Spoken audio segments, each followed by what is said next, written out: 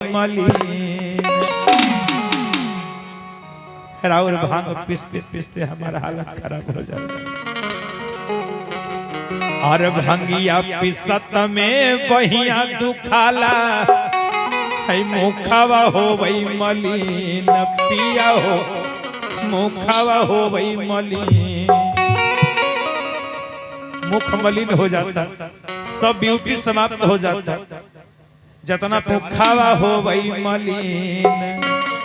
अब भंगिया पी के मातल रही छो भंगिया पी के मातल रही छो अब भोला रातो दिन पिया देने एगो कीन। कौन सी हो पिया देने एगो कीन और भांग पीसई के मसी पिया देने एगो कीन।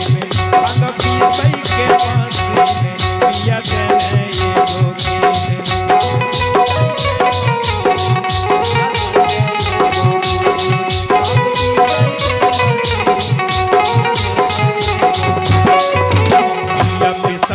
भैया तो खाला मुखावा हो गई मलिन पिया हो मुखावा हो गई मलिन।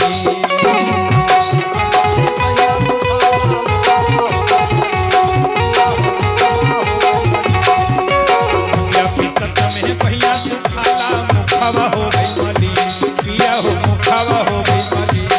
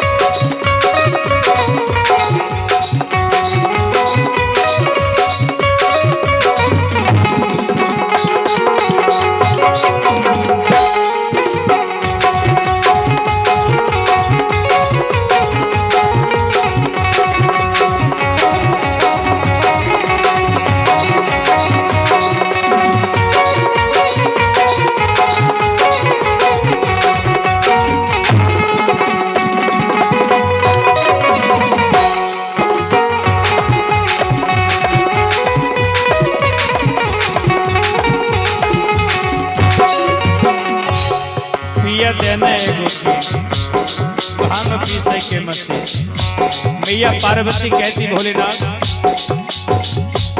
एक बात मेरी सुन लीजिए।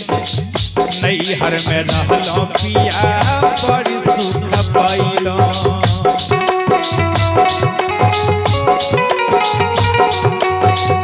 नई हर में रहलो पिया बड़ी सुख पाइलो।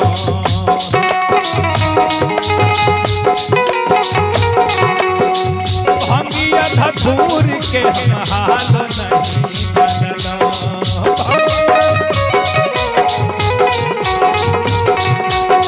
भंगिया धूर के हम हाल नहीं जानलो।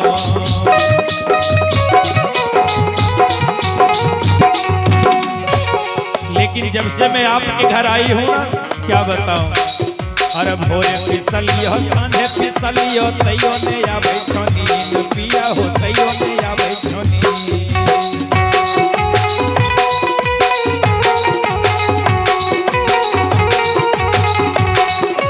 भोरे फिसलियो कान्हे फिसलियो तैयो ने आवे छोनी भोला हो तैयो ने आवे छोनी।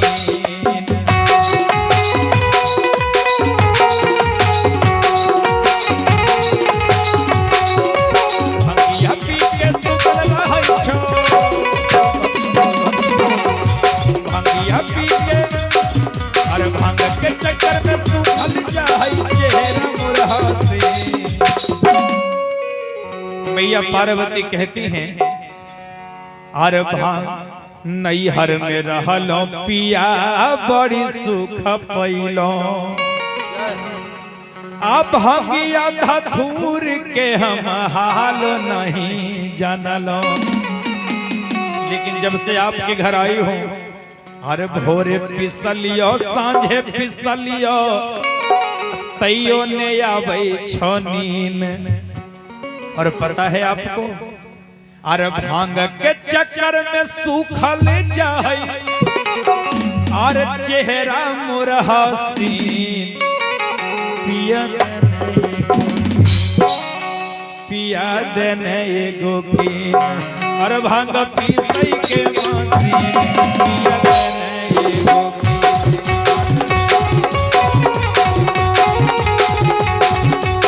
भांग पीसई के मसीन पिया देने एगो कीन।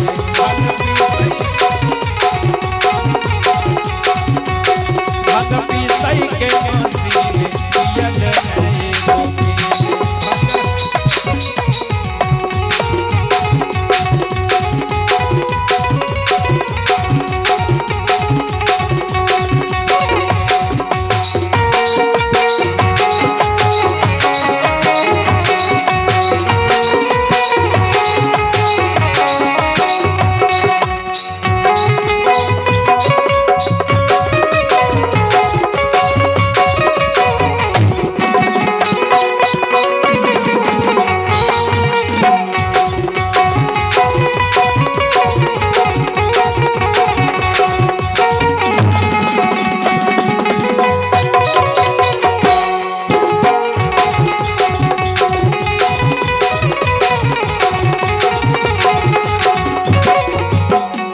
और गीत की अंतिम कड़ी है, मैया पार्वती कहती है कि हे भोलेनाथ, ऐसन के जुग अइलै फैशन में आवो।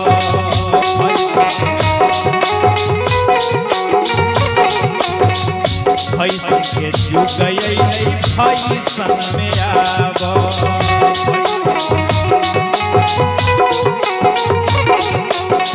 टूटली मड़ैया छोड़ी महल बनावो।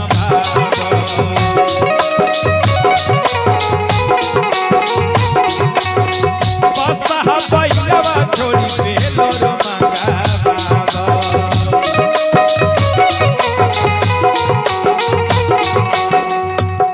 मैया पार्वती कहती भोलेनाथ, सब कुछ बदल चुका है, जमाना बदल गया, जुग बदल गया। सन के जुग अइलै फैशन में आवो।